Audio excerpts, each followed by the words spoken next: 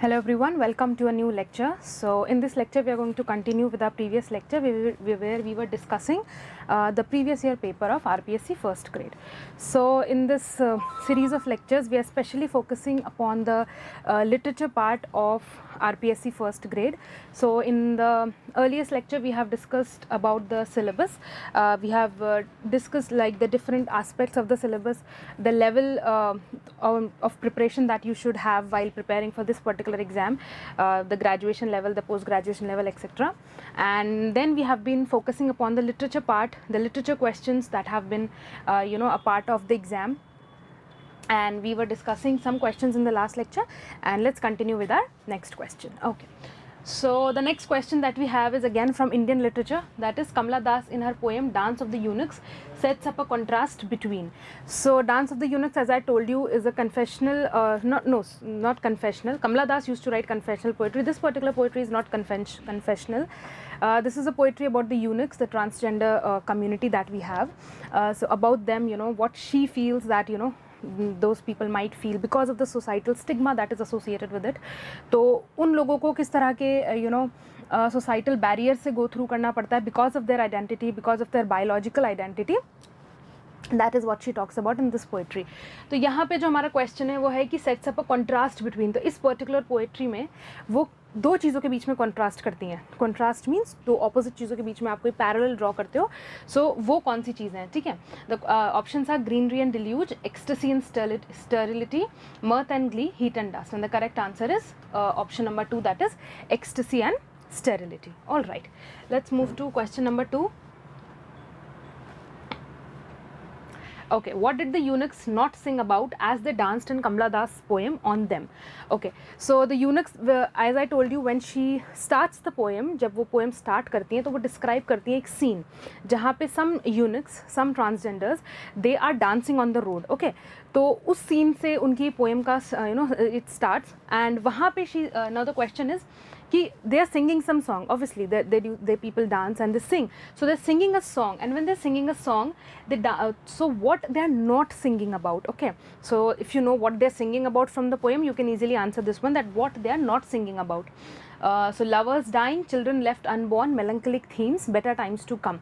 So out of these, fourth one is the correct option, because these are some of the things which they are singing about, that lovers dying and children's left unborn, melancholic themes, something sad and tragic, but they are not singing about better times to come because the condition that they are in, because of the society. Okay, because of the stigma जो उनसे जुड़ा हुआ है, तो उस वजह से they have no hope in their lives. Okay, they don't think that there will be a better time for them, specifically for them, so they don't sing about better times to come. They have no hope for that. Okay, so option number D is the correct one.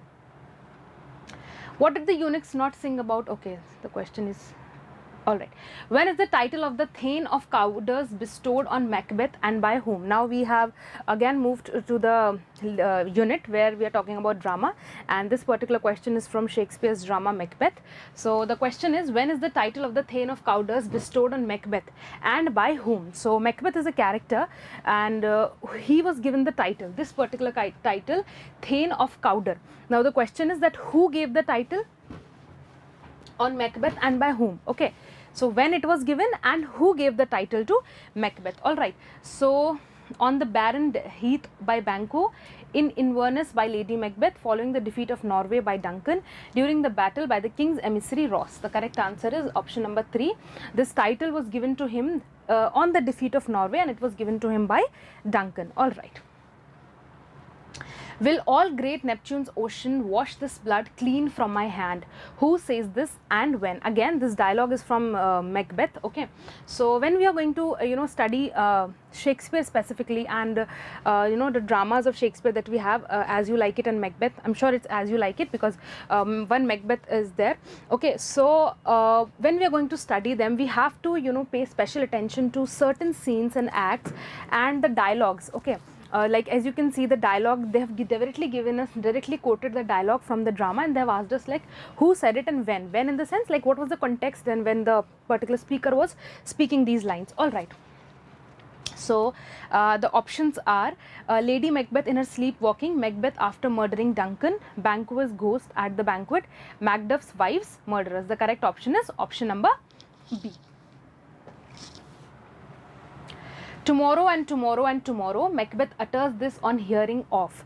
Now, this question is that Macbeth says this. Now, they are telling us the speaker, but he utters this when? Like, what is the context when he says this particular line? Berman Wood moving, Macduff's birth's truth, Lady Macbeth's death, and Donna Blaine's escape. And the correct answer is option number C. He says this when Lady Macbeth dies. Okay. According to Macbeth, the chief nourisher in life's feast is.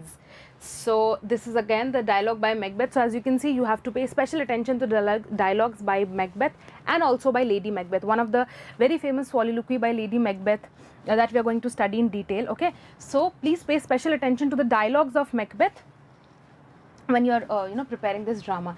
So the dialogue is, the chief nourisher in life's feast is. So the four options are rich diet, sleep, love, solace offered by friends. So now the correct answer is option number 2, because according to Macbeth, the best thing that nourishes us is sleep. All right. Rosalind in Shakespeare's As You Like It disguises herself as. Now, disguising and cross-dressing, that is males dressing as females and females dressing as males, is a very common theme in Shakespeare's comedies and Shakespeare's romantic comedies. Okay, so whenever you are preparing Shakespeare's comedies specifically and romantic comedies, please pay special attention to this particular technique of cross-dressing. All right. Where earlier also, when during the time Elizabethan times, females were not allowed to act on the stage. Okay, so at that time it was a very common practice that all the roles of female heroines were performed by young boys. Okay, तो जितने भी Elizabethan time पे mostly 99% dramas जो होते थे, उसके अंदर जो हीरोइंस का रोल होता था या जो भी फीमेल रोल्स हुआ करते थे, वो एक्चुअल में फीमेल्स प्ले नहीं करती थी, वो एक्चुअल में प्ले करते थे यंग बॉयज़ जिनकी जो आवाज़ इतनी मेच्योर नहीं हुई है अभी.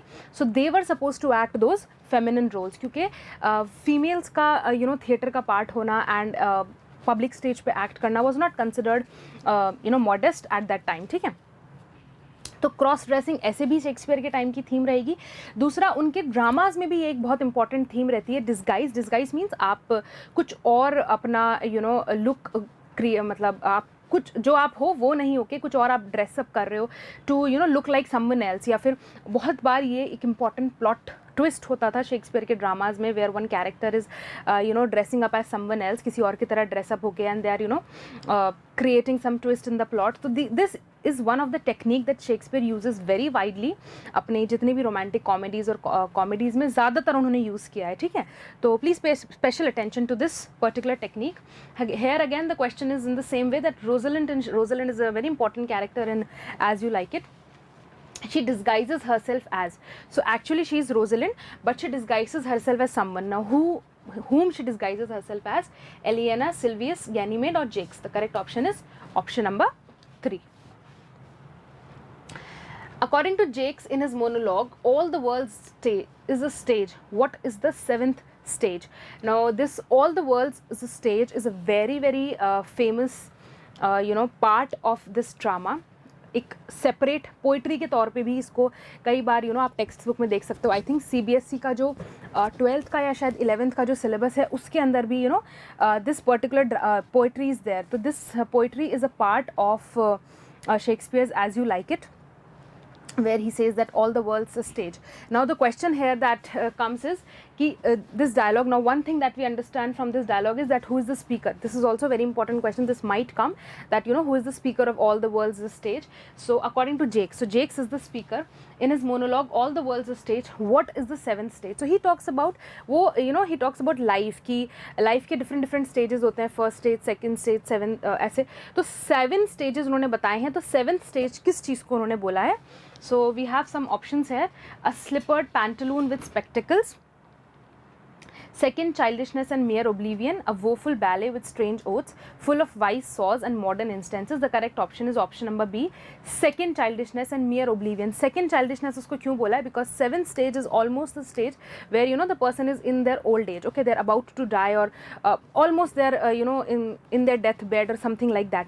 तो उस स्टेज को शेक्सपियर ने टर्म किया that when we reach that age, जब हम उस एज में पहुंच जाते हैं. फॉर एग्जांपल कहते हैं कई बार कि we are on a death bed. उस टाइम पे second childhood of a person starts because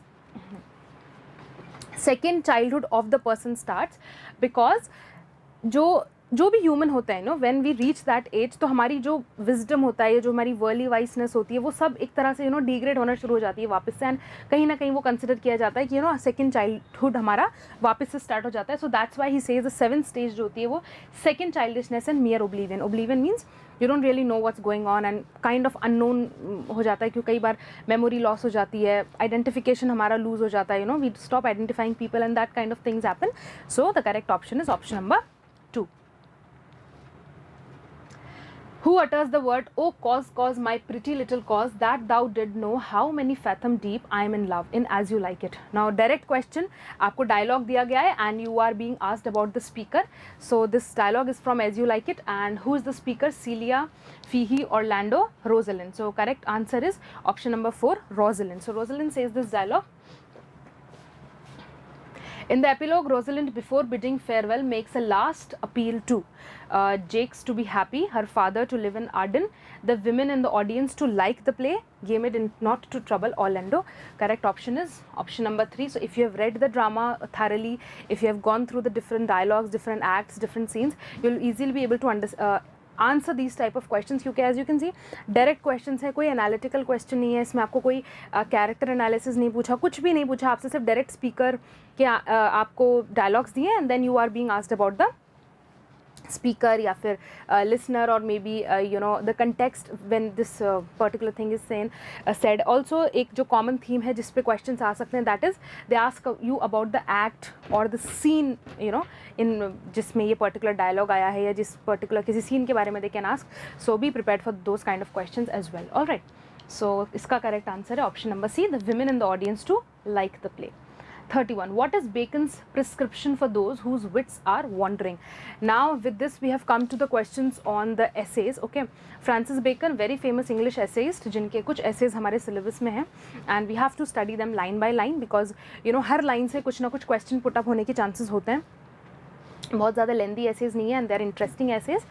So please when you study them, please study them line by line. And as you can see यहाँ पे वहीं से question है कि Bacon is advising people when their wits are wandering that what they should do. Okay, so the options are pore over lawyers' cases, emulate schoolmen, study mathematics, and replicate influential manners. So if you have read the play, you will understand that read the essay, you will understand that correct answer is option number 3, that is study mathematics. So Francis Bacon advises people that if your wits are wandering, in the sense your mind is not stable, you're feeling unstable mentally and you're not able to quickly take decisions, something like that, you should practice mathematics because it kind of teaches us how to deal with life and all these kind of things he's talking about in this drama, in this essay, I'm sorry. So the correct option is option number 3. All right, how according to Bacon do wise men look at studies? So options are: they condemn studies, they admire them, they confute them, they use them. Again, a direct question from the essay, and the correct option is option number 4, that is wise men actually use what they study. Okay, they don't admire it. So this is the major theme that Bacon is talking about in this essay on study, where he's saying that whatever we study, we should not study just for the sake to admire it, or just for the sake that we can say that we have studied. When we actually use what we have studied, that is जब उसका actual में कोई worth होती है. So this is what he advises to all the people who are into studies, that whatever you study it should be something that you can use in your personal life. Okay, Lamb did not mind the laughter of a young chimney sweeper when he fell down on the road because. And now this question is from Charles Lamb's essays.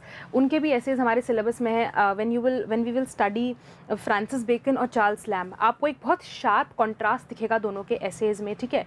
That you will notice, वो तभी आप notice कर पाओगे जब आप दोनों essays को साथ मतलब पढ़ोगे and deeply analysis उनका करोगे. जो उनके thematic style है, ऐसे का जो उनका राइटिंग स्टाइल है, स्पेशली थीम्स जो हैं और जो रिप्रेजेंटेशन है कैरेक्टर्स का, प्लॉट का, उसमें बहुत शार्प कंट्रास्ट है दोनों में. Francis Bacon and Charles Lamb, तो ये दोनों ही एसेस्ट आपके सिलेबस में हैं. So when you study them I suggest that you study them in a comparative manner also, so that you can understand कि क्या एक्चुअल में दोनों पीरियड्स में डिफरेंसेस था, because both of these essays belong to different periods. Charles Lamb जो है romantic period से belong करते हैं and Francis bacon is from different period. So you will be able to understand through them, through their works कि actual में क्या difference थे इन दो लिटरेरी एजेस में, and that will be better तरीके से आपको क्लियर होगा when you will read their essays. So this question we have is from Charles Lamb's essay that he did not mind the laughter of a young chimney sweeper when he fell down on the road because now chimney sweepers जो Charles Lamb का essay है, this is a very heart touching and a very emotional kind of an essay where he's talking about chimney sweepers. Now chimney sweepers क्या होते थे England में, there were chimneys at that time, okay. तो जो chimney जब वो उसके अंदर से स्मोक आता था तो it use to get all blackened up and उसके अंदर पूरा तो उसको जो क्लीन करने का जो प्रोसेस था उसके लिए हायर जो किया जाता था वो यंग चिल्ड्रन को किया जाता था, ठीक है. क्यों? Because no adult can go inside the chimney and clean it, only small kids can do that, ठीक है. तो एक तरह से चाइल्ड लेबर को बहुत प्रमोट करती थी ये particular practice. And obviously when you are a child labour तो आपको ऑब्वियसली ढंग से ट्रीट नहीं किया जाता था. एंड उस टाइम पे England was in famous for miss treatment of the workers, miss treatment of the labours, specially child labours. तो क्योंकि इंडस्ट्रियलाइजेशन उस टाइम पे धीरे धीरे it was originating and developing, and at that time England was उस बिल्कुल भी मतलब जो लेबर लॉज होते थे, वर्कर्स का जो वर्किंग आवर्स होते थे, वर्किंग कल्चर जो था लेबर्स के लिए specifically was very very degrading. And तो इस पर्टिकुलर इशू के ऊपर यहाँ पे Charles Lamb he is talking about that the chimney sweepers, these children who are young children and they are suppose to get inside that chimney. Obviously जो smoke होती थी, suit होता था उसके अंदर, चिमनी के अंदर, that is very very harmful for anyone. But these small kids used to go inside that chimney to clean that. उस पर्टिकुलर आस्पेक्ट पे, उस पर्टिकुलर चीज़ के ऊपर चार्ल्स लैम्ब ने ह्यूमरस तरीके से क्रिटिसाइज़ किया है उसको अपने इस पर्टिकुलर ऐसे में, ठीक है. तो स्टार्टिंग जब होती है ऐसे की तो उसमें एक सीन होता है कि lamb is saying that I was walking and one chimney like one kid, one chimney sweeper, he is laughing at him. So now the question is ki Lamb did not mind the laughter, and Lamb did not mind the laughter of the young chimney sweeper. Like if he's laughing on him, he didn't mind it. And why he didn't mind it? So the options are: it was a silly mistake, it was a humorous incident, it was indeed a funny scene, it gave the boy a chance to laugh. The correct option is option number 4, because according to Lamb, in his perspective, if a child was laughing on him, he didn't mind it. Obviously if someone will laugh on you on the road, you will get offended. But what Charles Lamb said, I didn't get offended because these children, they live a poor miserable life, and if he's laughing on me, he's just getting a chance to laugh, which he doesn't get, which he gets rarely in his own life. So that's why he didn't mind that child laughed on him. Charles Lamb, in his kindly yearning, does not address the chimney sweeper by one of these endearments. So जो वो chimney sweepers होते थे, as I told you, they were young children, ठीक है.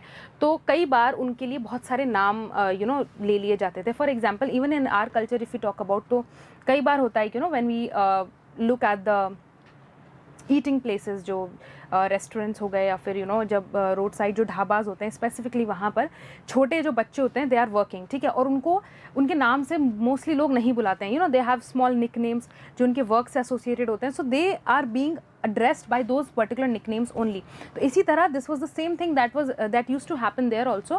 तो वहाँ पे भी these chimney sweepers had certain nicknames which were obviously not respectable to them, it was derogatory, ठीक है, लेकिन इन्हीं नाम से उन्हें बुलाया जाता था. तो कुछ nicknames जो थे: dim speaks, devilish blokes, poor blots, innocent blackness. So as you can see, जो सारे ये nicknames हैं, दे कहीं ना कहीं उनके जो काम वो करते थे उसको represent करते हैं, और एक बहुत derogatory form में.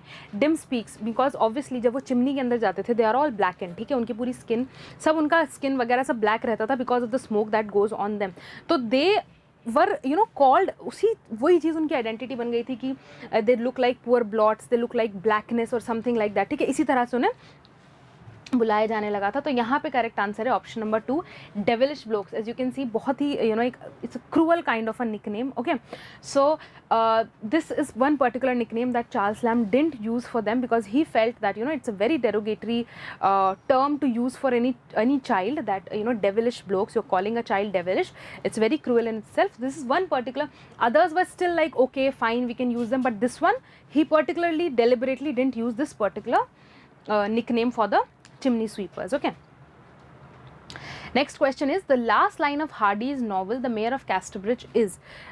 Now this is a question directly about the last line. Previous lecture में भी मैंने इस बात पे focus किया था that whenever you are preparing your dramas, poetry, novels, anything, essays, anything, first और last line पे आपको स्पेसिफिकली फोकस करना है। I would suggest कि जब आप प्रिपेयर कर रहे हो तो जितने भी आपके वर्क्स हैं ना, आप अलग से फर्स्ट और लास्ट लाइन का तो एक नोट्स काइंड ऑफ बना लेना, so that at the end flash card kind of कि at the end moment before the exam आप बस उसको बार बार देखते रहो, so that it gets registered in your mind. क्योंकि लास्ट लाइन और फर्स्ट लाइन पे क्वेश्चन आने की प्रोबेबिलिटी बहुत ज़्यादा होती है हर चीज़ में से, ड्रामा, ऐसे, पोइट्री, सब में से। So please pay special attention to this particular aspect. यहाँ पे हमसे थॉमस हार्डी की जो नॉवल है मेयर ऑफ कैस्टरब्रिज, उसके बारे में पूछा है कि उसकी लास्ट लाइन क्या थी। Mankind might some night be innocently sleeping when these quiet objects were raging loud. Character is fate. Happiness was but the occasional episode in a general drama of pain. To this I put my name. The correct option is option number 3. This is a very very famous line from the drama from the novel Mayor of Casterbridge. And ये जो line है एक तरह से Hardy, Thomas Hardy as a novelist जो थे, he wrote some poetries also, but he's more famously known as a novelist. उनकी जितनी भी novels हैं, उनके जितने भी works हैं, उसकी एक तरह से thematic जो influence है, जो उसका thematic aspect है, उसको represent करती है ये particular line, because Hardy is known for writing tragic plots, for writing tragic novels जिनकी happy ending नहीं होती है, बहुत ज़्यादा tragic इंसिडेंट से उनके कैरेक्टर्स गो थ्रू करते हैं। This is a characteristic of Hardy's works. ठीक है, तो हार्डी के वर्क्स में ट्रेजिडी, सैडनेस और ये सारी चीज़ें बहुत कॉमनली आपको देखने को मिलेंगी, बहुत इंपॉर्टेंट थीम होती है उनकी सी। और कहीं ना कहीं वो इस ट्रेजिडी का जो रीज़न देते हैं अपने मोस्ट ऑफ द नॉवेल्स में, चाहे डायरेक्टली इनडायरेक्टली, वो देते हैं फेट को, ठीक है, नेचुरल वर्ल्ड को जो हमारे अराउंड है। अकॉर्डिंग टू हार्डी वो इस थ्योरी में बिलीव करते हैं कि this natural world around us is actually very cruel to human beings, that you will understand when you will read the poetry, when you will read the novel. तो ये जो particular line है, this is the last line of the work, as well as this line represents what Hardy actually believed in.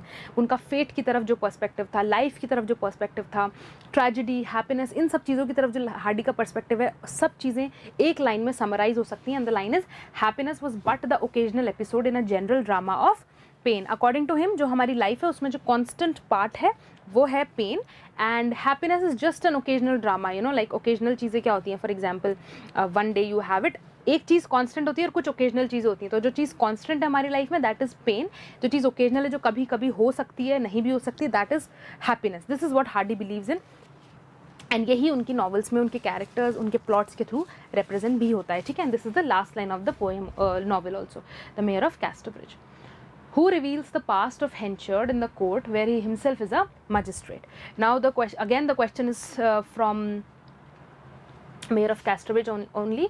Henchard is the major protagonist of the drama, and so the question is who reveals the past of Henchard. Now ये plot में से question है direct कि आपको एक scene के बारे में बताया कि when Henchard is standing in a court and he himself is a magistrate, so who reveals his past? Okay, so the options are Lucetta, Elizabeth Jane, Susan, good enough. So if you have read the novel you will understand that the correct answer is option number 4, good enough. So all these characters play a very important important roles in the novel, and you'll understand it when you'll read the novel. And specifically जब हम Hardy या फिर Victorian times की novels को जब हम study करेंगे तो please pay special attention to the characters, क्योंकि प्लॉट्स जो होते हैं बहुत एलोंगेटेड प्लॉट्स होते हैं इनके। ठीक है, कई बार काफ़ी चीज़ें अनइम्पॉर्टेंट भी होती हैं। वो रीज़न उसका ये है कि उस टाइम पे जो नॉवेल्स पब्लिश होती थी वो नॉवल फॉर्म में नहीं होती थी, वो सीरियलाइज्ड वेज में पब्लिश होती थी। सीरियलाइज्ड इन द सेंस कि जैसे एक मंथ में हमारी जैसे मैगजीन आ रही है, कोई न्यूज़पेपर आ रहा है, तो हर एडिशन में एक चैप्टर या कुछ पब्लिश होता था, ठीक है। तो वहाँ पे ये पैटर्न था उस टाइम पे नॉवेल्स के पब्लिश होने का। तो फिर जब वो कंप्लीट हो चुकी होती थी इस तरह के सीरियलाइज्ड पब्लिकेशन में, तो एंड में उसको कंपाइल करके एक नॉवल का फॉर्म दे दिया जाता था।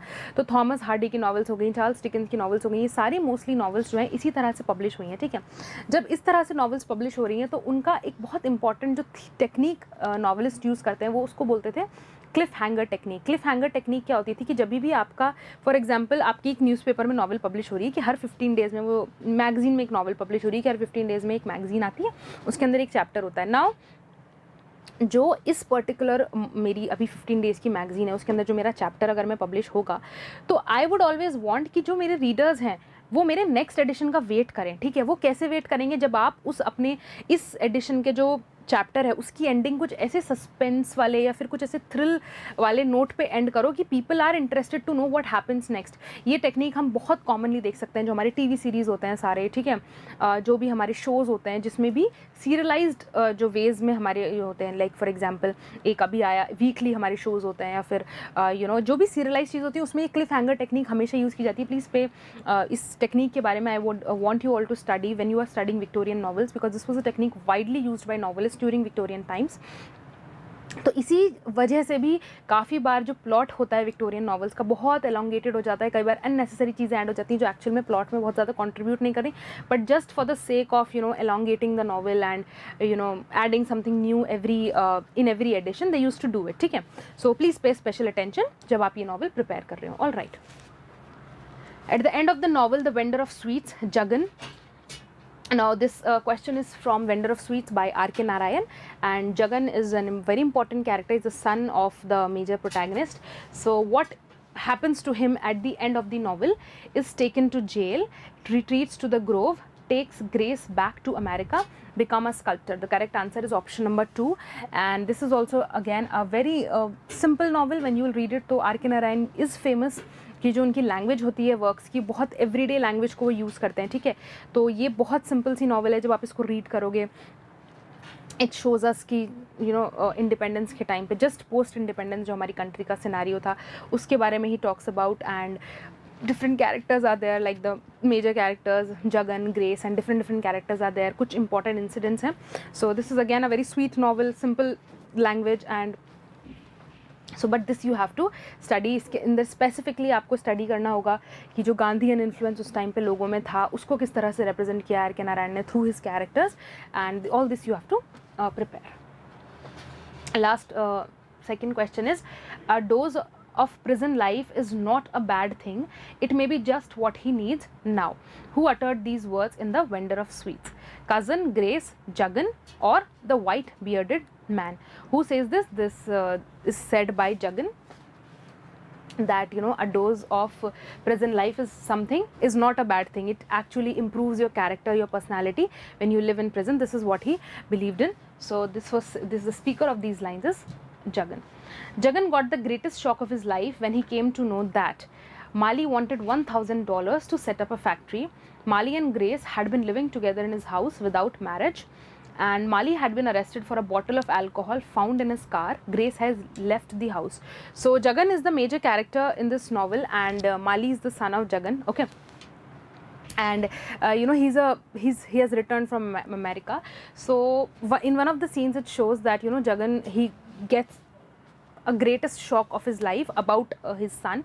So what was the reason that he got shocked was option number 2, that is Mali and Grace. Grace is the woman that Mali has brought from America, and saying that she's his wife and they have married, but actually after some scenes we come to know, actually Jagan comes to know that she is not his wife. They just want to start a business together, and as you see, because in Indian culture this is not really appreciated to live together without marriage. So this is a greatest shock that Jagan goes through in the novel when he comes to know that Mali and Grace had been living together in his house without marriage. So these were some of the questions, some of the important questions that were there in the previous year paper.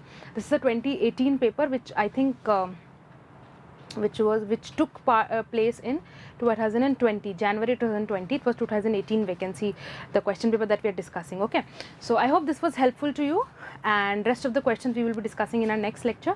So if you have any doubt, you can mail us your doubts and we'll be happy to help. Thank you.